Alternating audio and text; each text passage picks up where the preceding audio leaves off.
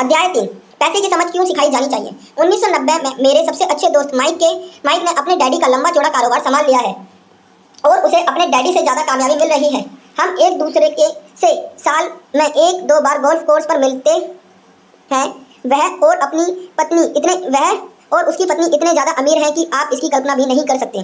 अमीर डैडी का साम्राज्य बहुत सुरक्षित हाथों में है और अब माइक अपने बेटे को उसी तरीके से सिखा रहा है जिस तरीके से उसके डैडी ने हमें सिखाया था। 1994 में मैं 47 की उम्र में रिटायर हो गया और मेरी पत्नी किम उस वक्त 37 साल की थी।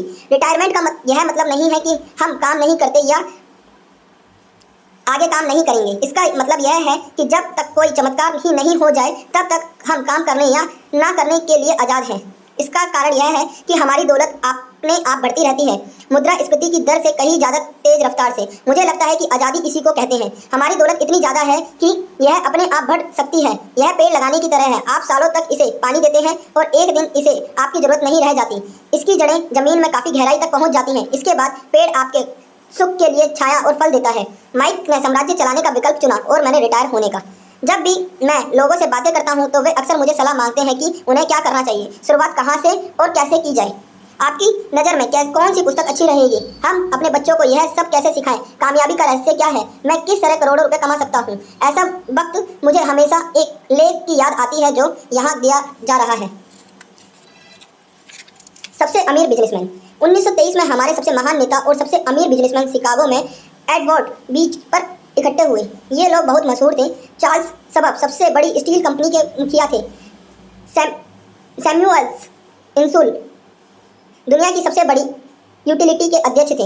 हार्वर्ड हॉस्टन सबसे बड़ी गैस कंपनी के मुखिया थे। आइवर क्रूज दुनिया की सबसे बड़ी कंपनियों में से एक इंटरनेशनल मैच कंपनी के अध्यक्ष थे। Leon French Bank of International Settlement के अध्यक्ष थे। Richard Whitney New York Stock Exchange के मुखिया थे। आर्थर कॉटन और जैसी लिवरमोर सबसे बड़े 2 स्टॉक स्पेकुलेटर शेयर का कारोबार करने वाले थे। और अल्बर्ट फोर्ड प्रिंसडेड हॉर्डिंग के कैबिनेट में मंत्री थे। 25 साल बाद इनमें से 9 लोगों का अंत इस तरह हुआ। शवाब 5 साल तक कर्जे में डूबे रहने के बाद गरीबी में मरे। इंसुलिन की मौत विदेश में दिवालियापन की हालत में हुई। क्रूज और कॉटन भी गरीबी में मरे। हॉस्टन पागल हो गए। व्हिटनी और अल्बर्ट फोर्ड उस समय जेल से रिहा हुए थे। फ्रेजर और लिवरमोर आत्महत्या कर चुके थे। शायद कोई भी ठीक से यह नहीं बता सकता कि इन लोगों के साथ ऐसा क्यों हुआ था। यह 1923 की बात है। हम इतना अंदाजा तो लगा सकते हैं कि यह 1929 के मार्केट क्रैश और बड़ी आर्थिक मंदी के ठीक पहले का समय था। मंदी का इन लोगों पर निश्चित रूप से बहुत ज़्यादा असर हुआ होगा। देखने वाली बात यह है, आज इन लोगों से ज़्यादा मुश्किल समय में जी रहे हैं। परिवर्तन ज़्यादा तेज़ी से हो रहे हैं और पूरी दुनिया में हो रहे हैं। मुझे लगता है कि आने वाले 25 सालों में बहुत से ऐसे उतार चढ़ाव आएंगे जो इन लोगों द्वारा झेले गए उतार चढ़ावों की तरह होंगे। मुझे यह चिंता है कि बहुत से लोग सिर्फ पैसे पर अपना ध्यान लगाए बैठे हैं और अपनी सबसे बड़ी दौलत और ध्यान नहीं दे रहे हैं, जिसका नाम है शिक्षा। अगर लोग लचीले होने, दिमाग खुला रखने और सीखने के लिए तैयार रहें तो इन परिवर्तनों के बावजूद वे बहुत अमीर बन सकते हैं। अगर लोग यह सोचेंगे कि पैसा ही उनकी समस्याओं को सुलझा सकता है तो ऐसे लोगों के लिए आगे आने वाला समय बहुत परेशानी भरा होगा। बुद्धि से समस्याएं सुलझती हैं और पैसा आता है। अगर आपके पास पैसे की समझ नहीं है तो पैसा चाहे आ भी जाए पर ज़्यादा देर तक नहीं टिकता। ज़्यादातर लोग जिंदगी भर यह नहीं समझ पाते कि असल बात यह नहीं है कि आप कितना पैसा कमा पाते हैं, बल्कि यह है कि आप कितना पैसा रख पाते हैं। हमने लॉटरी जीतने वाले उन गरीब लोगों की कहानियाँ सुनी हैं जो अचानक अमीर बन जाते हैं पर कुछ समय बाद वे फिर से गरीब हो जाते हैं। ये लोग लाखों करोड़ों जीतते हैं फिर भी वे लौटकर वहीं आ जाते हैं जहां से उन्होंने शुरू किया था। अपने उन वेबसाइट एथलीट की कहानियां भी सुनी पड़ी होंगी जो 24 साल की उम्र में हर साल करोड़ों डॉलर कमाते हैं और 34 साल की उम्र में उन्हें पुल के नीचे सोना पड़ता है। आज ही के अखबार में एक युवा बास्केटबॉल खिलाड़ी की खबर छपी है जो 1 साल पहले करोड़ों का मालिक था। आज वह यह शिकायत करता फिर रहा है कि उसके दोस्तों, वकीलों और अकाउंटेंट ने उसके पैसे हड़प लिए और इसी वजह से आज उससे बहुत कम मजदूरी पर कार धोने का काम करना पड़ रहा है। सिर्फ 29 साल का है, उसे कार धोने के काम से भी निकाल दिया गया। इसकी वजह यह थी कि उसने कार साफ करते समय अपनी चैंपियनशिप रिंग उतारने से मना कर दिया और इसलिए उसकी खबर अखबार में छप गई। वह अपने निकाले जाने का विरोध कर रहा है और कहता है कि यह भेदभाव है। अंगूठी ही तो उसकी महान जिंदगी की इकलौती निशानी है। उसका कहना है कि अगर आप उसकी अंगूठी उतरवा लेंगे तो उसके पास जिंदा रहने का कोई सहारा नहीं बचेगा और वह मर जाएगा। 1997 में ऐसे बहुत से लोगों को जानता हूँ जो नए नए करोड़पति बन रहे हैं। एक बार फिर यह 1920 के उछाल वाले दशक की याद दिला देता है। हालांकि मैं खुश हूँ कि इतने ज़्यादा लोग अमीर बनते जा रहे हैं, परंतु मैं उन्हें चेतावनी देना चाहता हूँ कि लंबे समय में यह महत्वपूर्ण नहीं है कि आपने कितना पैसा कमाया, बल्कि महत्वपूर्ण यह है कि आपने कितना पैसा रखा और आपने कितनी पीढ़ियों तक उस पैसे को सहेजा। तो जब लोग मुझसे पूछते हैं कि किस तरह शुरुआत करें या मुझे बताइए कि जल्दी से अमीर कैसे बना जा सकता है, तो वे मेरे जवाब से बहुत निराश होते हैं। मैं उनसे सिर्फ यही कहता हूँ जो मेरे अमीर डैडी मुझसे बचपन में कहा करते थे, अगर तुम अमीर बनना चाहते हो तो तुम्हारे पास पैसे की समझ होनी चाहिए। जब भी मैं अमीर डैडी से मिलता था, यह विचार मेरे दिमाग में हर बार ठोका जाता था। जैसा मैंने कहा, मेरे पढ़े लिखे डैडी हमेशा किताब पढ़ने के फायदे बताते रहते थे। दूसरी तरफ मेरे अमीर डैडी वित्तीय साक्षरता या पैसे की समझ विकसित करने पर जोर देते थे। अगर आप एम्पायर स्टेट बिल्डिंग बनाने जा रहे हैं तो सबसे पहले आपको एक गहरा गड्ढा खोदना पड़ेगा और एक मजबूत नींव डालनी होगी। अगर आप किसी उपनगर में एक घर बनाने जा रहे हैं तो आपको सिर्फ 6 इंच की कंक्रीट का स्लैब डालना होगा। ज़्यादातर लोग अमीर बनने के चक्कर में 6 इंच के स्लैब पर एम्पायर स्टेट बिल्डिंग खड़ी करना चाहते हैं। हमारा स्कूल सिस्टम उस जमाने का है जब खेती किसानी ही अर्थव्यवस्था का आधार थी। आज भी यह बिना नींव के घरों में भरोसा करते हैं। धूल का फर्श आज भी लोकप्रिय है, इसलिए स्कूल से निकलने वाले बच्चों को कोई आर्थिक नींव नहीं होती।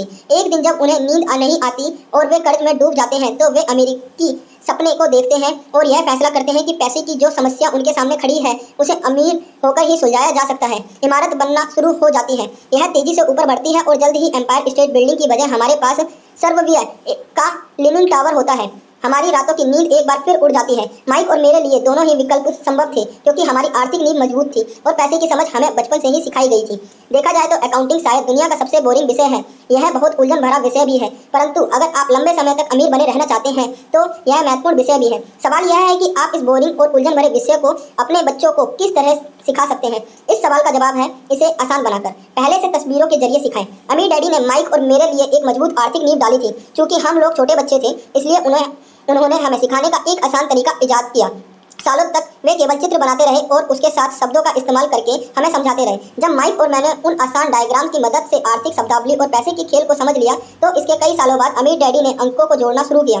आज माइक को जितने अकाउंटिंग विश्लेषण की जरूरत है वह उससे भी कहीं सूक्ष्म और जटिल विश्लेषण कर सकता है। उसके पास 10 अरब डॉलर का साम्राज्य है। मैं इतना ज़्यादा जटिल विश्लेषण नहीं करता क्योंकि मेरा साम्राज्य छोटा है, परंतु हम दोनों की ही नींव आसान नींव थी। आगे आने वाले पृष्ठों में मैं आपके सामने वही आसान से चित्र खींचूंगा जो माइक के डैडी ने हमारे लिए खींचे थे। हालांकि वे आसान थे, परंतु इन चित्रों के सहारे उन्होंने 2 छोटे बच्चों को ठोस और गहरी नींव पर दौलत का बड़ा महल बनाना सिखाया। नियम फर्स्ट, आपको संपत्ति और दायित्व एसेट्स एंड लायबिलिटी का अंतर पता होना चाहिए और हमारे संपत्ति ही खरीदनी चाहिए। अगर आप अमीर बनना चाहते हैं तो आपको बस इतना ही जानने की जरूरत है। पहला नियम है यही इकलौता नियम है। यह बहुत आसान लगता है, परंतु ज़्यादातर लोगों को यह पता ही नहीं है कि यह नियम कितना महत्वपूर्ण है। ज़्यादातर लोग पैसे की समस्याओं में सिर्फ इसलिए उलझे रहते हैं क्योंकि उन्हें यह पता ही नहीं होता कि संपत्ति और दायित्व में क्या फ़र्क होता है। अमीर लोग संपत्ति इकट्ठी करते हैं, गरीब और मध्य वर्गीय लोग दायित्व इकट्ठे करते हैं। और मजे की बात तो यह है कि उन लोगों को यह लगता है कि वे संपत्ति इकट्ठी कर रहे हैं। जब अमीर डैडी ने माइक और मुझसे यह बताया तो हमने सोचा कि वे मजाक कर रहे हैं। हम 2 बच्चे अमीर बनने का रहस्य जानने के लिए इतने हैरान परेशान थे कि जबकि उनका जवाब इतना आसान था। यह इतना ज़्यादा आसान था कि हमें इस बात पर सोचने के लिए बहुत देर तक ठहरना पड़ा। संपत्ति क्या होती है? माइक ने पूछा। अभी उस बारे में चिंता मत करो, अमीर डैडी ने कहा। अभी सिर्फ यह विचार को अपने दिमाग में घुस जाने दो। अगर तुम इसे आसानी से समझ सकते हो तो तुम्हारी जिंदगी की एक योजना होगी और तुम्हें जिंदगी भर पैसे की कभी दिक्कत नहीं आएगी। यह आसान है, इसलिए इसे अनदेखा कर दिया जाता है। आपका मतलब है कि हमें बस इतना ही जानने की जरूरत है कि संपत्ति क्या है। यह जानने के बाद हम उसे हासिल कर लें और अमीर बन जाएं। मैंने पूछा। अमीर डैडी ने हामी भरी। हाँ, इतना ही आसान है। अगर यह इतना आसान है तो फिर हर आदमी अमीर क्यों नहीं बन जाता? मैंने पूछा। अमीर डैडी मुस्कुराए क्योंकि लोग संपत्ति और दायित्व में फर्क नहीं कर पाते। मुझे याद है मैंने पूछा था, वयस्क लोग इतने मूर्ख कैसे हो सकते हैं? अगर यह इतना आसान है और इतना महत्वपूर्ण है तो हर कोई इसे जानना या खोजना क्यों नहीं चाहता? संपत्ति और दायित्व क्या होते हैं यह समझाने में अगर डैडी को बस कुछ ही मिनट लगे। बड़े लोगों को यह नियम समझाने में मुझे बहुत कठिनाई होती है। क्योंकि बड़े लोग ज़्यादा स्मार्ट होते हैं। मैंने अक्सर देखा है कि ज़्यादातर लोग आसान विचारों को नहीं समझ पाते। इसका कारण यह है कि उनकी शिक्षा अलग तरीके से हुई है। उन्हें दूसरे प्रोफेशनल्स ने पढ़ाया है, जैसे banker, accountant, real estate agent, financial planners इत्यादि। ज़्यादातर बड़े लोगों के सामने मुश्किलें होती हैं और कि उन्हें बहुत कुछ भूलना पड़ता है और एक बार फिर से बच्चा बनना पड़ता है। यह समझदार वयस्क को अक्सर ऐसा लगता है कि आसान परिभाषाओं पर ध्यान देना मूर्खता है। अमीर डैडी किस सिद्धांत में यकीन करते थे? Keep it simple stupid. मूर्ख, इसे आसान ही रहने दो। इसलिए वे हम 2 बच्चों के सबक को आसान बनाते थे और इस तरह उन्होंने हमारी पैसों की नींव को ज़्यादा महत्वपूर्ण बना दिया। तो दिक्कत या उलझन किस बात से आती है या इतनी आसान चीज़ किस तरह कठिन बन जाती है?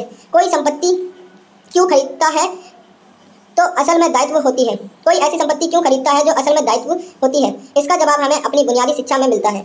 हम साक्षरता शब्द का ध्यान देते हैं और पैसे की साक्षरता को अनदेखा कर देते हैं। कोई वस्तु संपत्ति है या दायित्व, यह कैसे पता चलेगा? अगर आप सचमुच झंझट में फंसना चाहें तो इन शब्दों को डिक्शनरी में देख लें। मैं जानता हूं कि वह दी हुई परिभाषाएं किसी अकाउंटेंट को अच्छी लगती होंगी, परंतु दिक्कत यह है कि आम आदमी उन्हें पूरी तरह से नहीं समझ पाता। फिर भी हम लोग यह मानने में अपनी तौहीन समझते हैं कि कोई चीज़ हमें समझ में नहीं आ रही है। छोटे बच्चों को समझते समय अमीर डैडी ने एक बार कहा, संपत्ति को शब्दों में नहीं अंकों के द्वारा पढ़ा जाता है, और अगर आप अंकों को नहीं पढ़ सकते तो आपको संपत्ति और जमीन में खुदे गड्ढे में कोई फर्क महसूस नहीं होगा। अकाउंटिंग में अंक महत्वपूर्ण नहीं होते, महत्वपूर्ण तो वह बात है जो अंक आपको बता रहे हैं। यह शब्दों की ही तरह है, शब्द महत्वपूर्ण नहीं होते, महत्वपूर्ण वह बात होती है जो शब्दों के जरिए बताई जाती है। कई लोग पढ़ते हैं परंतु ज़्यादा समझ नहीं पाते। यह रीडिंग कॉम्प्रीहेंशन या पढ़े हुए को समझाने की काबिलियत होती है, और इस क्षेत्र में हम सबकी अलग अलग काबिलियत होती है। उदाहरण के लिए मैंने हाल ही में एक नया VCR खरीदा। इसके बाद निर्देश पुस्तिका भी थी जिसमें समझाया गया था कि अपने VCR को किस तरह प्रोग्राम किया जाता है। मैं शुक्रवार की शाम को आने वाले अपने फेवरेट TV शो को रिकॉर्ड करना चाहता था, पर उस निर्देश पुस्तिका को पढ़ते पढ़ते मैं पागल हो गया। मुझे दुनिया में कोई भी काम इतना मुश्किल नहीं लग रहा था जितना कि अपने VCR का प्रोग्राम करना। मैं शब्दों को पढ़ सकता था, परंतु इसके बावजूद मुझे समझ में कुछ नहीं आ रहा था। मुझे शब्दों को पहचानने में ए मिल रहा था, परंतु उन्हें समझने में मुझे F मिल रहा था। और यही ज़्यादातर लोगों के साथ पैसे के मामले में होता है। अगर आप अमीर बनना चाहते हैं तो आपको अंकों को पढ़ना और उन्हें समझना आना चाहिए। मैंने अपने अमीर डैडी से यह बात हजारों बार सुनी है, और मैंने यह भी सुना है अमीर लोग संपत्ति इकट्ठी करते हैं जबकि गरीब और मध्य वर्गीय लोग दायित्व इकट्ठा करते हैं। यह यहाँ बताया जा रहा है कि संपत्ति और दायित्व में क्या फ़र्क होता है। ज़्यादातर अकाउंटेंट और फाइनेंशियल प्रोफेसर परिभाषाओं पर आपस में ही सहमत नहीं होते, परंतु यह आसान चित्र या रेखा चित्र दो छोटे बच्चों के लिए मजबूत वित्तीय नींव डालने में बड़े काम आए। बहुत छोटे बच्चों को सिखाने के हिसाब से अमीर डैडी हर चीज़ को बहुत आसान बनाए रखा, और जहाँ तक बना पड़ा उन्होंने चित्र या रेखा चित्र का प्रोग्राम ज़्यादा किया, शब्दों का उपयोग कम से कम किया और अंकों का तो कई बार तक इस्तेमाल ही नहीं किया।